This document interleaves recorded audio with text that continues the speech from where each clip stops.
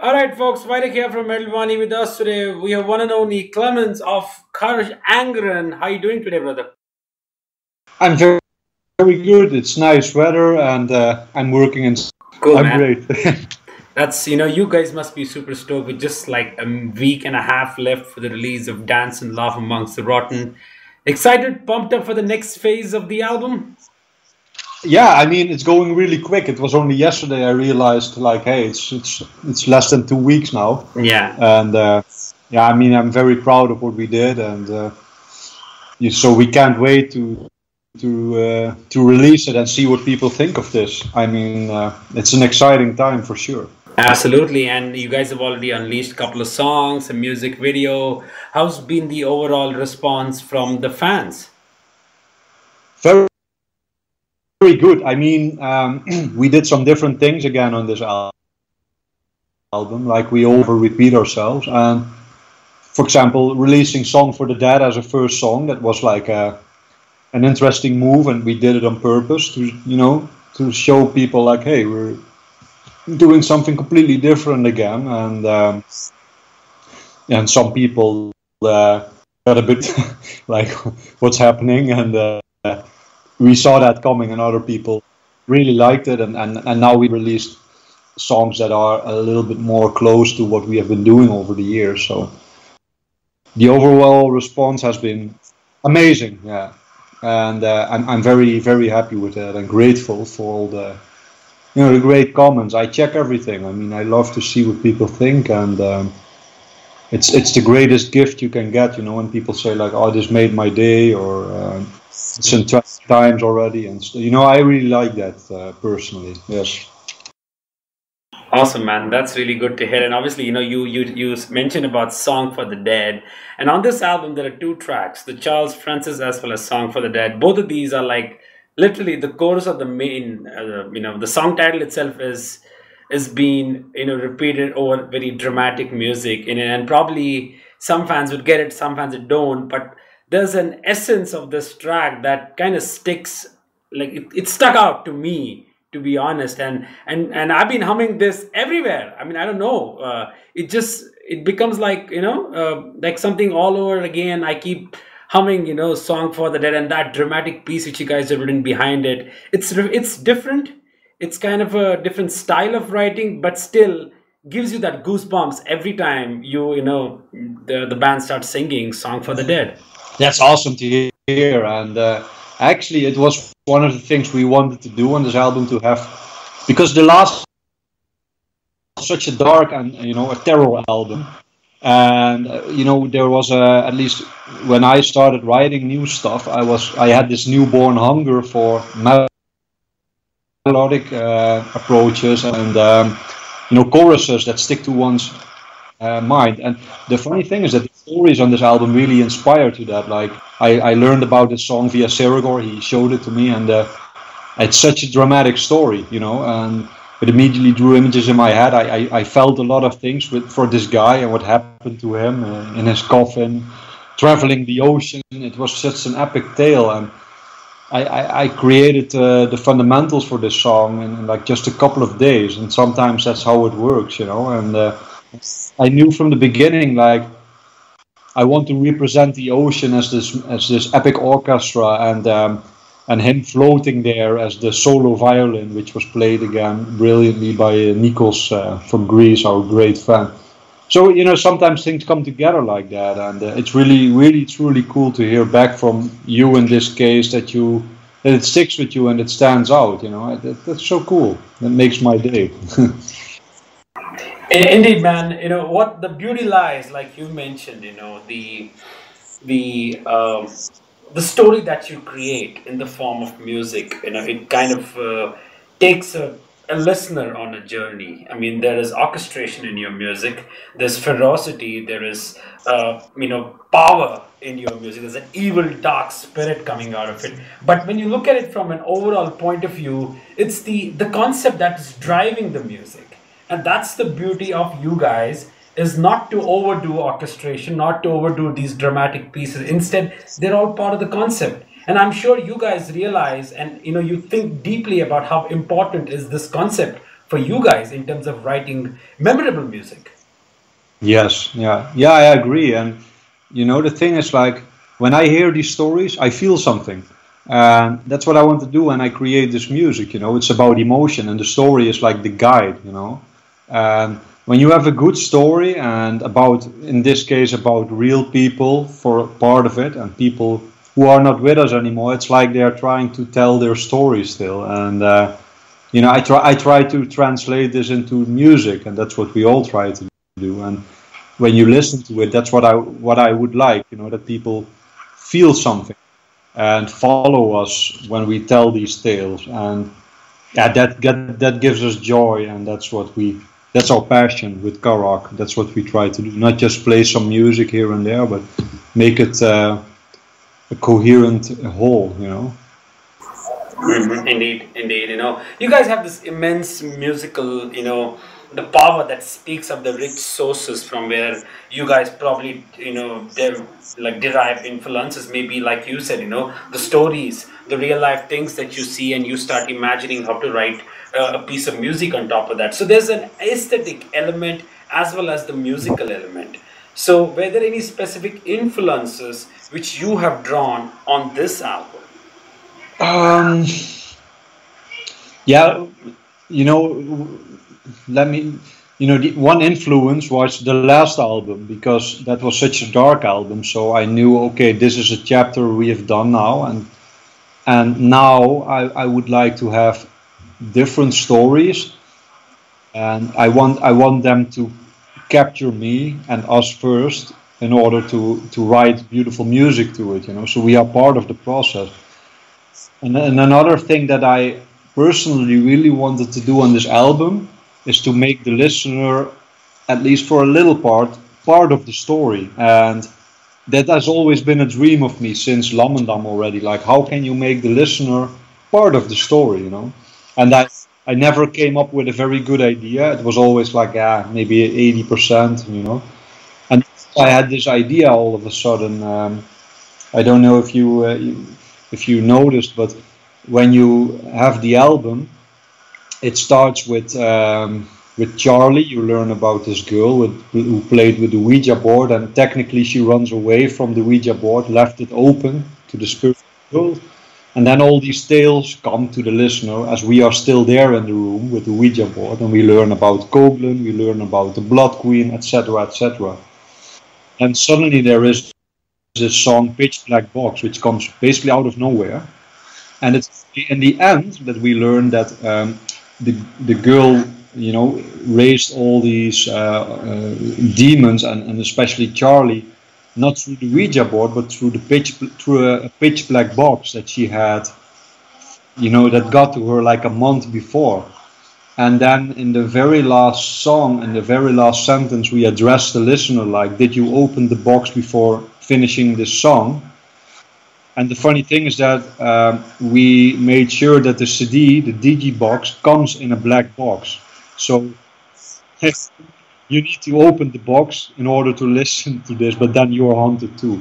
So, and that is also a funny thing, like I came up with this idea to call the intro opening, which means opening of the album, but also opening of the box. So there are little puzzles, little clues here and there, and I was really excited to make this puzzle, and I hope people will get this.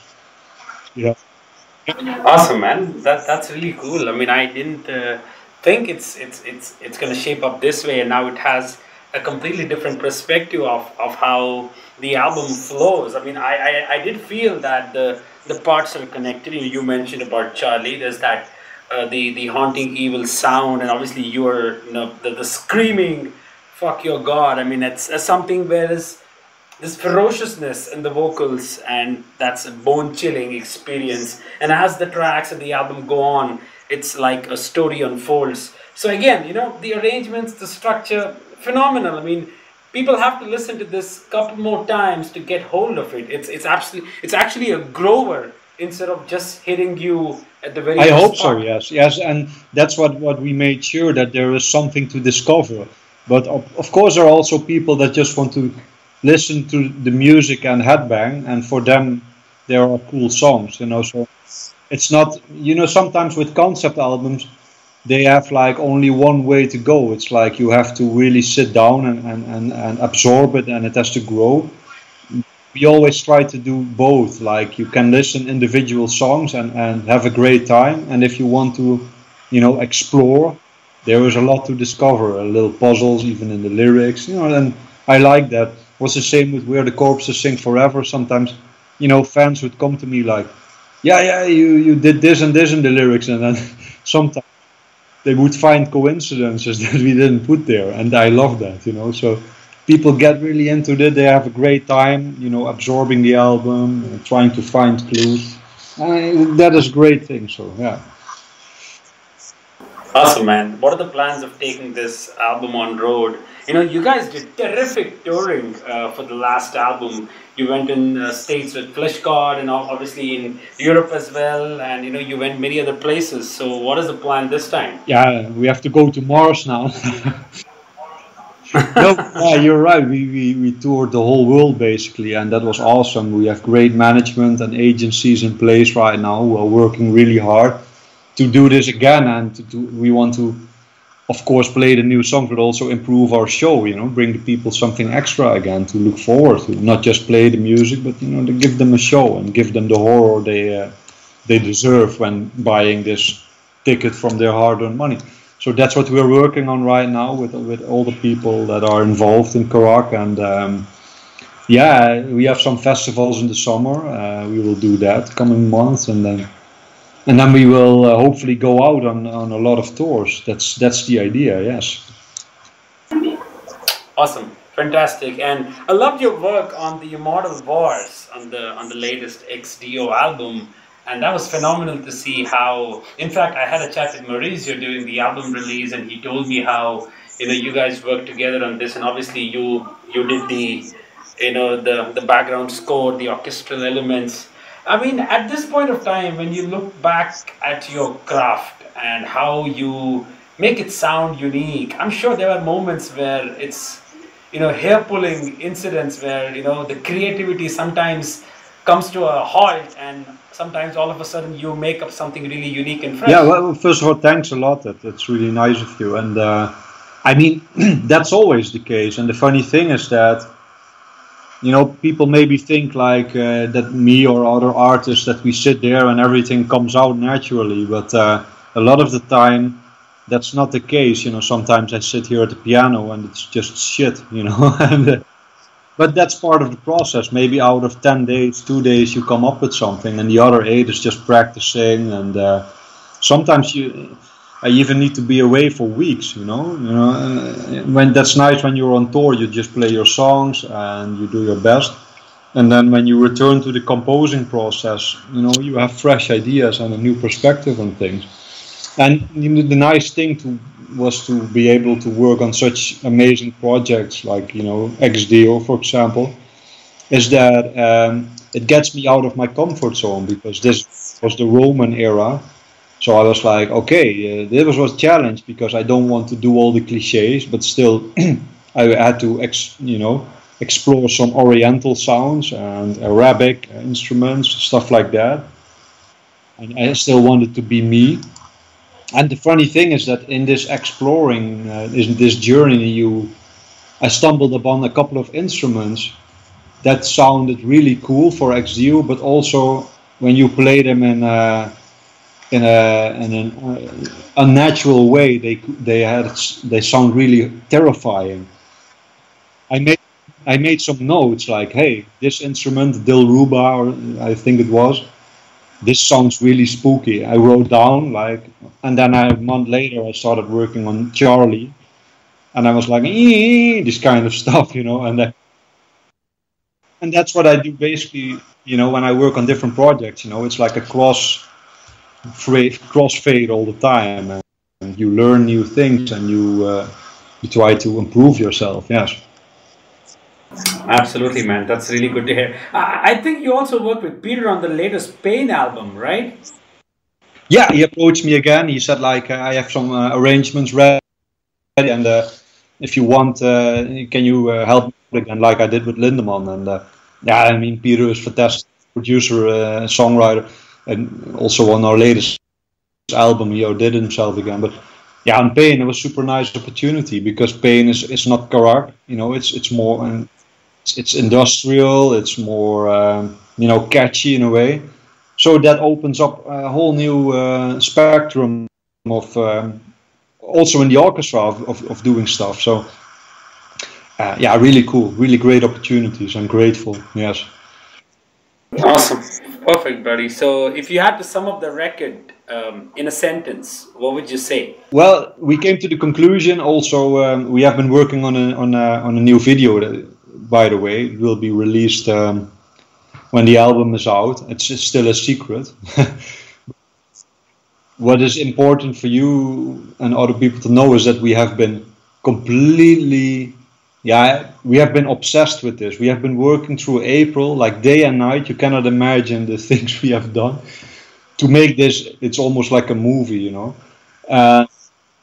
And we came to the conclusion there were some really, really difficult times with this. Like it was affecting our personal lives. It was affecting everything. And there was one moment I remember we had to rewrite the script even because things did not work as we planned them. I was sitting with Rick, who was the the director, the video guy. We worked and we looked at each other like, yeah, this story is basically about obsession. That's that. Yeah, we said like that's exactly what we are. You know, we are obsessed with this. You know, you know, other people they say, okay, we work 12 hours, we go to the bar and we drink something. We would continue. So this album for me, it's about obsession. You know, this girl is obsessed with the Ouija board. She wants to reach out to something dangerous and gets caught up in it. And that's what we are too. We are obsessed with making this music. And therefore we hope people can obsess over it themselves, Awesome, man. Absolutely. I totally agree with you. Buddy, thanks a lot for sparing some time. Good luck with the release. I don't know whether you guys will ever come to India. Probably I'll have to sit here and wait for it. I hope so. It would be a nice opportunity, man. And thanks for your questions and time. Yeah, no worries, buddy. You have a great evening, okay? You too. Hey, talk next time. Bye-bye.